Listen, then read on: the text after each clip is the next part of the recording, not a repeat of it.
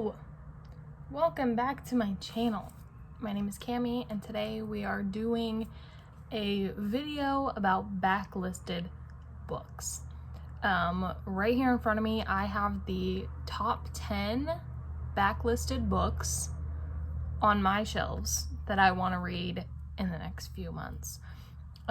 They are backlisted 10 plus years. So all of the books that I have right here are from 2010 or before that. I have almost every single book on my shelves are backlisted, at least a year or two. But these ones I picked specifically 10 years and older. These are when these came out, or that's when these came out. And I want to talk about them. I am really excited to read some more. This year I have almost hit my Goodreads goal, but I'm just gonna kind of keep going and see how it goes. But yeah, so let's just get into this video. I will say that I read the synopsis for these right before I started filming, so if I can't remember everything, then I'm sorry, you can look them up. Let's just get into it. Okay, the first book that I have here is A Wedding in December by Anita Shreve. I hope I'm saying that right. Anita Shreve. This one is about 7 former schoolmates that attend a wedding, like together, like in the same vicinity. And I think it's some type of, I want to say it's like a romance, which is, don't usually have romances on my TBR, or I don't have a lot on my shelves either. But this one seems pretty interesting to me. It's 7 schoolmates, they go to a wedding together, and then it seems like some of them kind of reconnect with each other, and some like have secrets that are about to get out. So it seems really interesting to me. It seems somewhere between like a romance and a contemporary, but yeah, it looks pretty cute. So we'll see. The next one is Civil Action by Jonathan Harr. I know this is a movie adaptation as well, or it has a movie adaptation as well. I've never seen it. All I know about this one is that it's a showdown in a courtroom for 2 different corporations that are being accused of murdering children.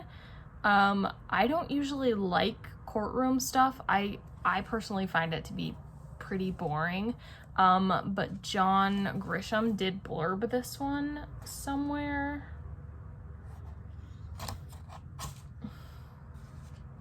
I'm back. Yeah. It says, whether in truth or in fiction, I've never read a more compelling chronicle of litigation. It's John Grisham. Little blurb right there. I like John Grisham. I've read some of his stuff. I know I just said that I find courtroom stuff boring. That's primarily what John Grisham does, is he writes stuff about lawyers. I also have a John Grisham book on this TBR or whatever. So the next book that I have right here is Columbine by Dave Cullen. This, I think I mentioned in like one of my previous videos that I have a little bit of an obsession with serial killers. My favorite true crime story is the story of Columbine, though. It's 2 kids that go into their high schools with automatic weapons, bombs they made, smoke bombs, and they basically shoot up their high school. I have actually read probably almost 200 pages of this book like a couple years ago, and then I had to stop reading because it was making me really upset.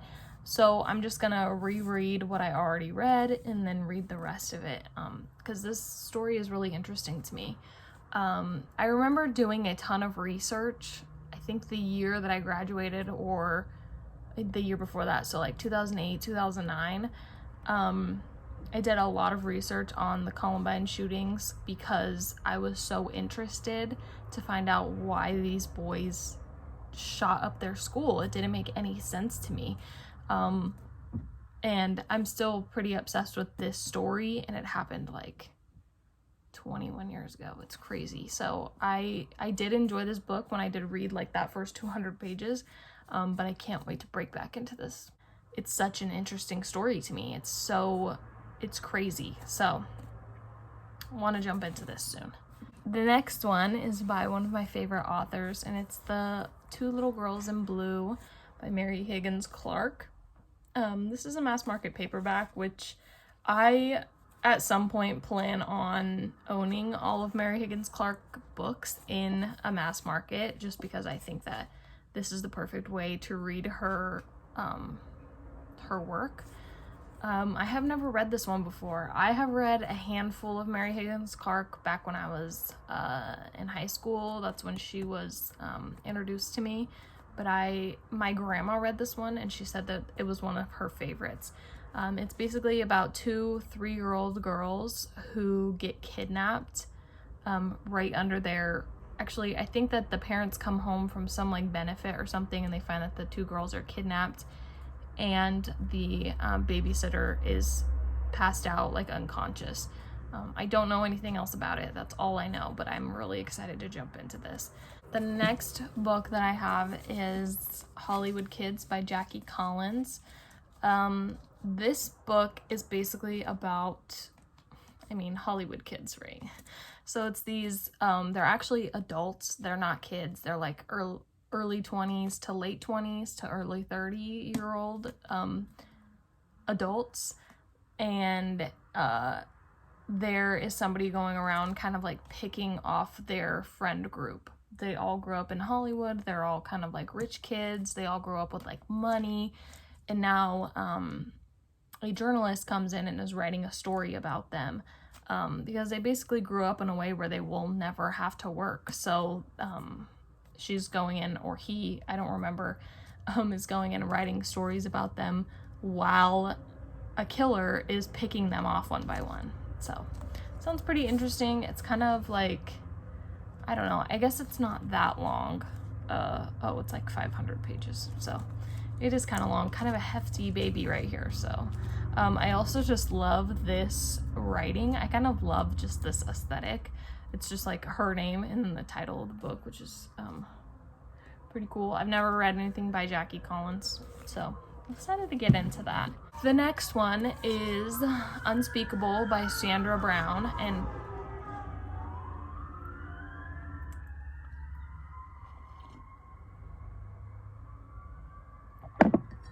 okay. The next one is Unspeakable by Sandra Brown. This one is one of those ones that I just read the synopsis, and I don't remember what I just read, but it seemed interesting enough for me to put it in this pile. I think it is 2 serial killers who, one of them is now behind bars, and this woman is struggling to keep her property on like a farm or something after her husband dies. And I think somehow those 2 stories are connected. And that can be bullshit, but I think that's kind of the gist of it. I don't really know anything else about it, so we'll see. The next one is the John Grisham book I was talking about. It is The Innocent Man. This one I actually have read before, but I read it like 10 years ago. One of my ex-boyfriends got me this for Christmas. Like, I'm pretty sure this is the copy that he got me, actually. And I loved this book. This one is John Grisham's first piece of nonfiction. It's basically about an Oklahoma man who gets convicted for a crime that he did not commit.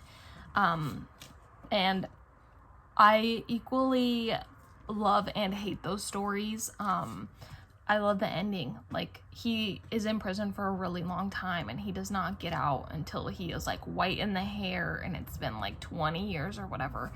And it's really heartbreaking, but then like the end of it, you're just like, yeah, he gets a bunch of money, but like, okay, that doesn't excuse like the injustice that happened to this man. And because he went into prison like a woman killer, it was like he probably got beat senseless daily. Like, it's awful to think about. But like I said, I equally love and hate stories like that. Like, there's something so satisfying about the ending of this story, but it's so awful, like how it happens. It's insane. So I can't wait to read this at some point, or reread it at some point. So the next one is also a reread for me, and it is Stop Me by Brenda Novak. So it has 2 other books in a series. I don't know which one this is. I think you can read them as standalones. I read this also probably 8 or 9 years ago. So I remember loving it, but I really don't remember what it was about. Yeah, I don't remember what this was about. So I do remember loving it though, so I am gonna go in blind. I'm gonna try and go in blind. So maybe, hopefully someday soon, I'll be able to reread this guy. 2 more books, and then we'll wrap it up. The next one is one that I also have no idea what it's about, and I'm not gonna read the synopsis. I am gonna go in completely blind. This is one that I didn't read the synopsis at all. It is The 4 Seasons by Mary Alice Monroe. The reason why I picked this book is because when I was looking for the backlist date, like the year it got published, I found this little note in it, and this is my grandma's handwriting. My grandma is still alive. She's still kicking. She comes over and she watches my son 2 days a week, every week. She's doing great. But she has given me most of the backlisted books on my bookshelves. Any of the books that look like this, that like are torn and ripped up, are like this one too. She also gave me this one. Are books that I got from her. A lot of the Mary Higgins Clark books that I have, she gave me. Because she reads books one time and then she passes them on to me thinking that I'll like them. But this one is special because I'm gonna read this note to you. It says, Cindy, read this book. You will find these 4 sisters were a lot like us. Then pass it on to Linda and Kim. Love, Honey. So Honey is my grandma. Everybody calls her Honey. Everybody that knows her calls her Honey.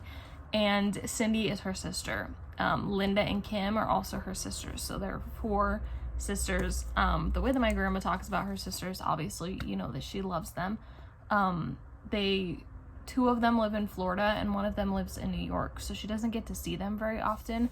She actually did have a plan to go see them for spring break, and then COVID happened, so she wasn't able to. But reading that little note made me really happy, because that means that she passed it on to Cindy. Cindy passed it on to Linda and Kim, and it got back to my grandma. My grandma passed it on to me. So this is like a book heirloom, which I love so much. And then after this, after I read it, I could pass it on to my sister, and hopefully she would read it sometime.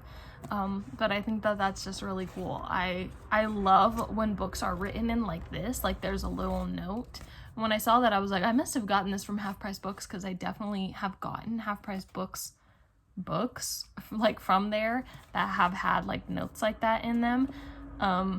But it wasn't. It's from my grandma, and she passed it on to her 4 sisters and then passed it on to me, and I thought that was really cute. So I have to read this one. I have to read it soon, and I'll probably put it on my TBR for November, because like it just, if it has something to do with family, I feel like November is the time to read it. So I thought that was really fun. Okay, the last one is Nora Roberts' Midnight Bayou. I have not read anything from Nora Roberts, but this one looks insane. Like, look how beautiful this cover is. Like, look at this little clock and this like creepy, I don't know, it kind of looks like sheets, like creepy sheets in the background. Like floral sheets, I guess. This one is a ghost story, I believe, or it's supposed to be. A guy goes back to, he buys a house and he starts to fix it up, and I think it's in his hometown, and it either belonged to him before or he had heard stories about it before. I don't really know.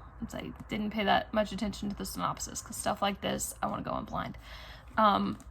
But he is fixing it up, and he is trying to figure out if the ghost stories are true, and I think like ghosty shit starts to happen to him. So I'm really excited about this. I'm really excited. Like, this is one that I'm probably most excited about. I love a good ghost story. I just want to be scared, man. I just want to be scared.